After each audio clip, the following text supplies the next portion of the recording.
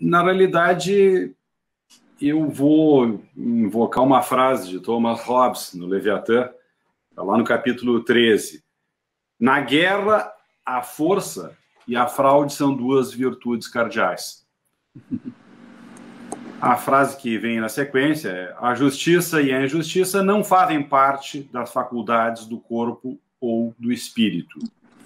Se assim fosse, poderiam existir num homem que estivesse sozinho no mundo, do mesmo modo que seus sentidos e paixões. São qualidades que pertencem aos homens em sociedade, não na solidão. Ou seja, volto à frase inicial de Hobbes: na guerra, a força e a fraude são duas virtudes cardeais. A pergunta é sobre o papel da jurisdição constitucional, para encerrar essa nossa live. Não poderia ser diferente, as perguntas anteriores elas já enfrentaram esse tema, com a qualidade que não podia ser diferente, daí o fato de não ser um elogio gratuito, o rigor, a cautela, a preocupação analítica com o texto, a posição clara com relação ao absurdo de uma medida provisória derrogar uma cláusula pétrea constitucional da irredutibilidade de salários sem uma negociação com o sindicato, texto claro na Constituição, inequívoco, por isso tivesse uma posição inequívoca. Agora, por que eu faço a pergunta sobre o controle de constitucionalidade? O Brasil, pela primeira vez na sua história, em 88, passou a ter uma Constituição com um compromisso social. E nós estamos falando de vedação do retrocesso social. E aí? A Constituição não foi exclusiva, mas ela se autolegitimou, como o professor Paulo Bonavides corretamente disse, pela ampla participação social, editando um dos textos mais avançados em termos de proteção, e na sua obra o senhor coloca isso, uma característica da América Latina, com uma proteção social hiperdimensionada. Mas em Portugal, quando o primeiro-ministro Passos Coelho, acho que em 2013, obedecendo uma determinação da Troika da União Europeia de restrição orçamentária, fez cortes no orçamento social, o Tribunal Constitucional imediatamente declarou que era inconstitucional. Então, a minha pergunta, professor Ingo, e aqui eu sei que quando se aposentou no Tribunal de Justiça, atuava em Câmara Criminal, então eu busco inspiração no direito penal. Não é um ato comissivo por omissão, um Tribunal Constitucional não prestar jurisdição em situações de flagrante retrocesso? E eu digo porque hoje nós temos no Supremo Tribunal Federal, no último levantamento que eu fiz, 6 ações diretas de inconstitucionalidade contra a emenda constitucional número 95, justamente aquela que determinou o congelamento das despesas com orçamento social. Estou falando de saúde, educação, habitação. São ADIs que são desde a Associação dos Magistrados Brasileiros, a AMB, todos os partidos praticamente, atacando um aspecto ou outro, claro, principalmente partidos de centro-esquerda, mas a própria Confederação Nacional dos Trabalhadores em Educação, várias confederações. E aí? São 20 anos que vai ficar o congelado orçamento, mas não é a primeira vez. Não dá para se esquecer que o Supremo, e não a atual composição, é uma composição antiga, jamais julgou o confisco da poupança do ex-presidente Collor. Sim. Aguardou a prejudicialidade. Então, essa que é a pergunta que eu lhe faço, porque é óbvio, o Estatuto do Poder não foi alterado na Constituinte. O Congresso botou lá no artigo 49, inciso 15, que só ele autoriza, a competência exclusiva, autorizar plebiscito e referendo. Enquanto que nos países da Europa, qualquer mudança mais drástica, como agora, reforma da Previdência com dados secretos. O ministro disse, os dados são secretos. Então, na ocasião eu disse, basta uma só pessoa ter que trabalhar além do tempo que originalmente ela deveria trabalhar, com a manutenção de privilégios com dados secretos, essa medida é inconstitucional. Essa intervenção é inconstitucional. Então, eu coloco isso, professor Ingo, porque nós sabemos que na Europa, na Alemanha, são 11 anos que o juiz da Corte Constitucional tem. E lá é a Corte Constitucional. Ou seja, é um órgão apartado do Poder Judiciário. Assim como na quase totalidade dos países da Europa. Ou seja, não é um órgão de cúpula do Poder Judiciário. Na Itália são 9 anos o mandato. Enfim, os países europeus têm mandato. E aqui é vitalício. E de medo de que a presidenta Dilma fosse nomear alguns ministros, inventaram a PEC do pijama, botaram mais 5 anos. Então, a pergunta é essa, não é um ato comissivo por omissão quando tem pessoas que estão desassistidas socialmente por conta dessas medidas. E aí eu não vou entrar no mérito, porque eu sei que a grande contribuição para o direito constitucional brasileiro é justamente o direito constitucional material, os aspectos processuais, inclusive nossa obra tenho compartilhado com outros professores. Mas eu lhe pergunto, o país pode sobreviver com uma Corte Constitucional que não decide? Eu não vou nem referir às ações declaratórias de constitucionalidade 44 e 45 com relação ao tema da prisão em segundo grau, que era o controle em abstrato e que, na realidade, a agenda política nacional orientou a presidência do STF. Mas vamos falar justamente da vedação do retrocesso social. Esta pergunta que eu tenho, até poderia ilustrar, não sei como é que eu estou de tempo aí, Lucas, mas 1 minuto só para concluir. Com o artigo 20 da Constituição da Alemanha. E já que foi feito corretamente, eu concordo com os limites implícitos e o limite da República, como o professor Paulo Bonavide coloca bem claramente, os constituintes na Alemanha, lá no artigo 20, além de caracterizar a Alemanha como um Estado social, eles foram literais ao dizer que o poder legislativo está vinculado à ordem constitucional, ou seja, o legislador tem que observar a Constituição. E os poderes executivo e judiciário obedecem à lei e ao direito, ou seja, o juiz tem que obedecer à lei e ao direito. Foram uma obviedade, mas o mais importante vem na sequência. Não havendo outra alternativa, todos os alemães têm o direito de resistir contra quem tentar subverter essa ordem. E eu lembro que Constantino Mortati, na Constituinte da Itália, votou contra o direito de resistência. E notem bem, o direito de resistência não tem nada a ver com revolução, com socialismo, não, é contratualismo. É um direito natural. Está em Locke, Rousseau, Kant, é isso. O direito de resistência é um direito natural. É um direito natural. O que está dito na Constituição da Alemanha no número 4 do artigo 20?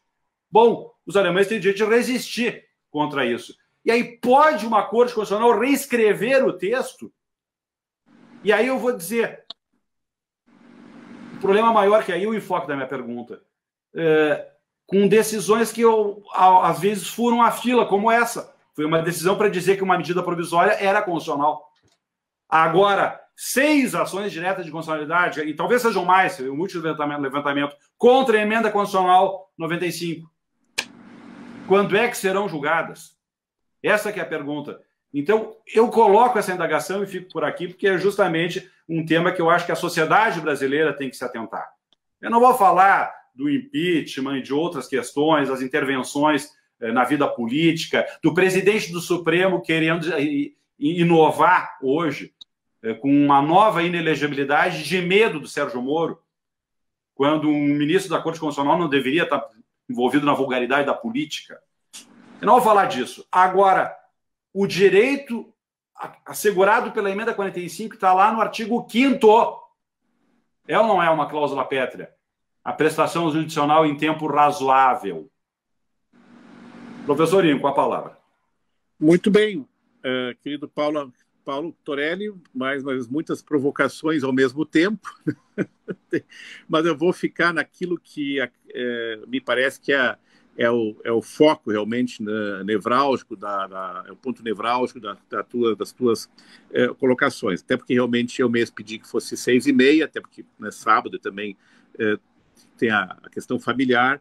Então, mas não é para me passar em alguns minutos, porque eu também gostaria de responder minimamente com a minha posição a respeito, né?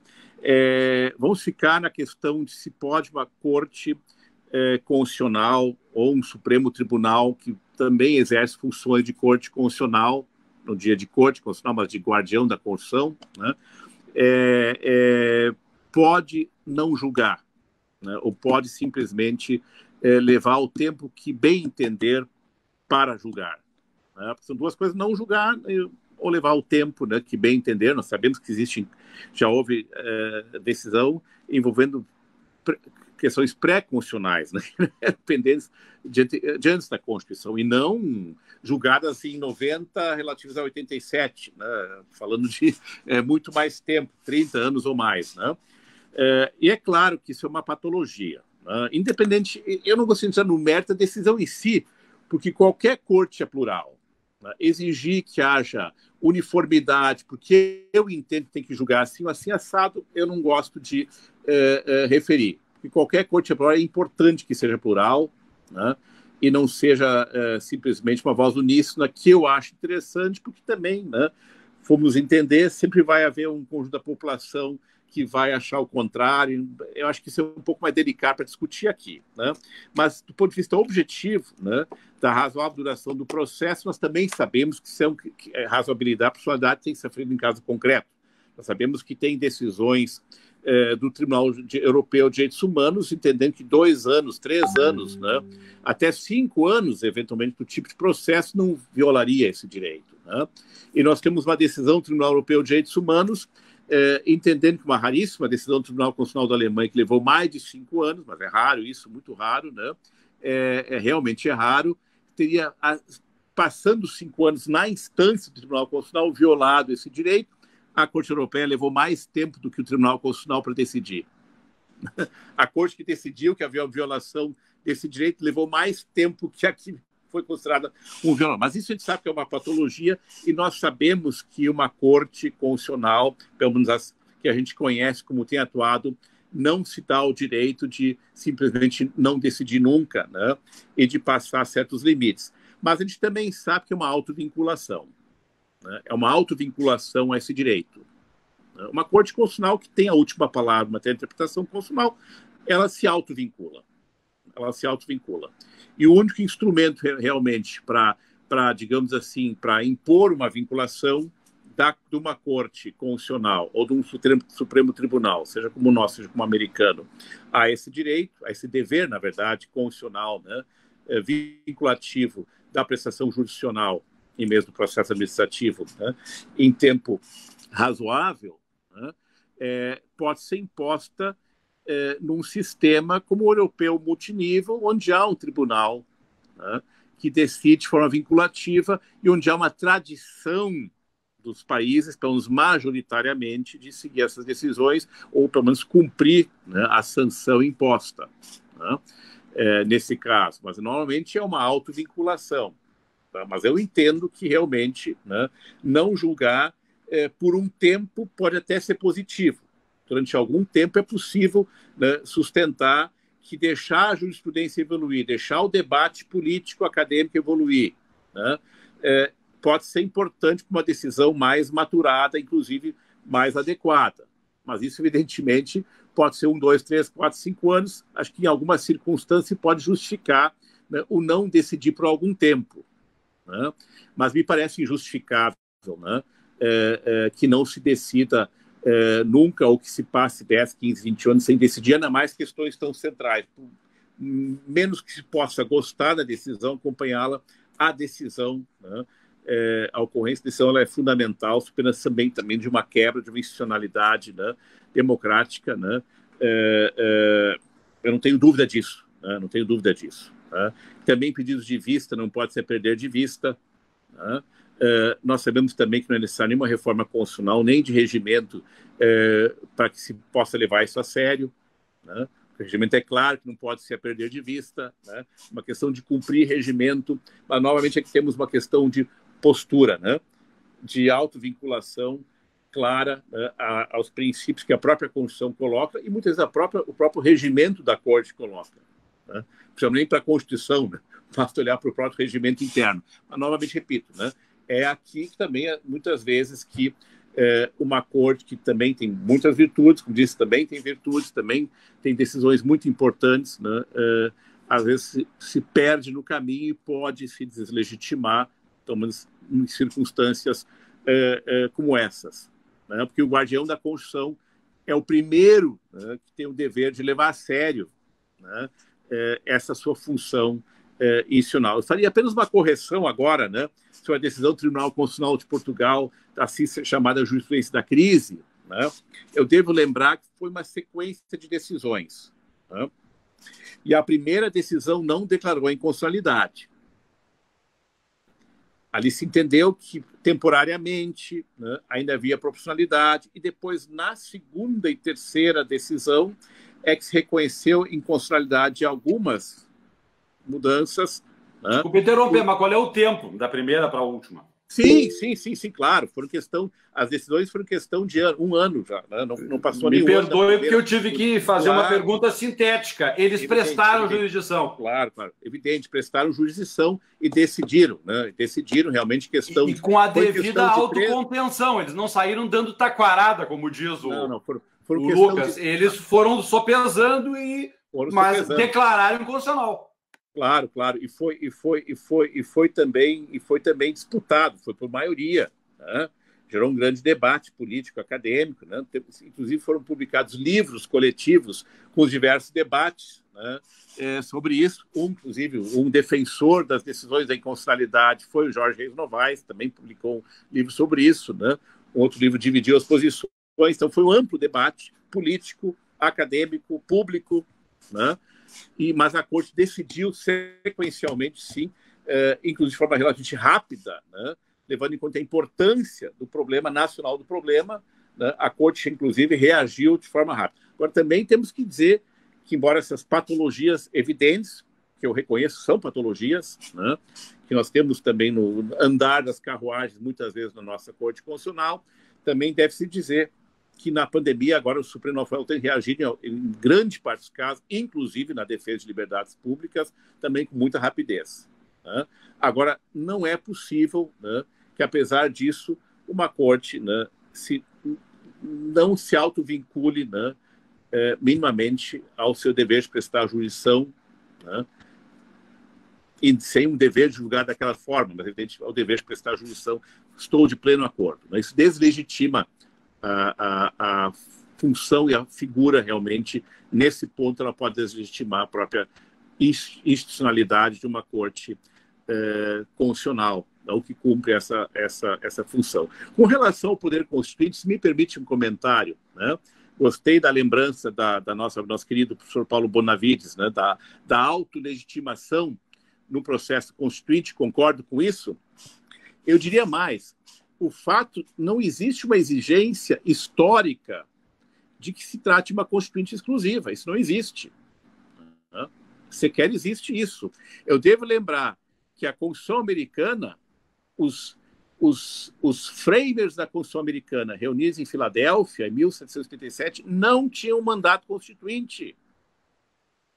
Eles não foram a Filadélfia para votar uma Constituição. Eles foram para Filadélfia para discutir a mudança dos artigos da Confederação.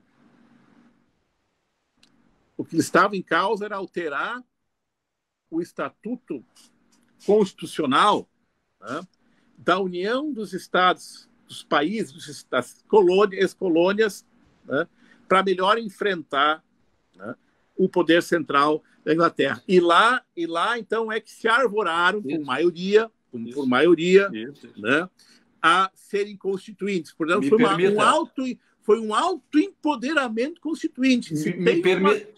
Me permita. E sequer fizeram uma declaração de direitos. Exatamente. Porque isso realmente foi só se preocuparam com o poder e a propriedade. Estou citando Thomas Jefferson, que cobrou isso de George Washington. Claro. Ele não participou porque ele era embaixador na França. Vocês só se preocuparam com a propriedade e com o poder. Sequer fizeram uma declaração de direitos. Para poder passar no plebiscito, assumiram o compromisso das 10 primeiras emendas para convencer o povo de aprovar, porque tinha uma cláusula de submeter o povo. Isso. O que aconteceu depois de... A história não é unilinear, com certeza. O que aconteceu depois. Veja bem, a Constituição mais respeitada do mundo, a mais duradoura do mundo, Constituição escrita, né, teve na sua origem sequer uma constituinte não exclusiva. Teve um grupo de pessoas que se autoempoderaram, claro que de forma majoritária, para elaborar uma Constituição. A lei fundamental da Alemanha, que ninguém pode questionar, que é um modelo de institucionalidade democrática do Estado de Direito, ninguém pode questionar isso é inquestionável, né? Sabemos disso. Ela foi elaborada por um grupo de políticos obviamente perseguidos, naturalmente, em absoluta afinados com o regime anterior nacional-socialista, né, reunidos numa ilha da Baviera, num palácio inconcluso do rei Luís II, né, para em algumas semanas elaborar o texto da lei fundamental. Claro que é um primor de texto, uma Constituição liberal evidente, com o Estado social, não tem dúvida disso, né, e levada a sério, mas de qualquer sorte, né, tendo que ser aprovada pelas forças de ocupação. Foram eleitos, esse grupo foi eleito pelo parlamento provisório, na época, né, instituído de representantes, para ele redigir o texto, teve que normalmente ser submetido às forças, digamos assim, os responsáveis, digamos assim, os dirigentes das forças de ocupação na Alemanha Ocidental, ainda ocupada, né, e depois foi aprovado pelo Conselho Parlamentar antes de entrar em vigor. Ou seja, duas das constituições modelares, né, atualmente, né, não tiveram sequer uma constituinte no sentido próprio do termo, né? Então, como se pode discutir também o poder constituinte, né, e o seu modo de exercício, né, é algo, né, que é um outro capítulo, né, não para ser resolvido hoje, né, Paulo Torelli, mas foi muito bem referido por ti. Então, me permita aí uma última parte. O papel da Corte Constitucional Alemã e da Suprema Corte Americana nesta longevidade é inequívoco em termos de coerência, constância e rigor analítico nas suas decisões. Claro. Isso tem uma função. Então, a história realmente não é unilinear. Nós estamos num país que ainda hoje um amigo referia, que 4/5 da sua história foram sob escravidão. Apenas o século XX é que viu a abolição da escravidão. 300 anos sob colônia e 1 sob império. E isso até hoje não foi resolvido. A Constituição de 88 foi a primeira que enfrentou o problema social. Por isso a urgência de que a Corte Constitucional enfrente esse debate. Claro, com certeza. Gente, sim, eu da minha parte, né, eu finalizo, né, eu finalizo, né, agradecendo mais uma vez os queridos amigos, foi, do ponto de vista pessoal, intelectual, né, muito estimulante, as perguntas, as provocações, as colocações também dos colegas e amigos, todos, né,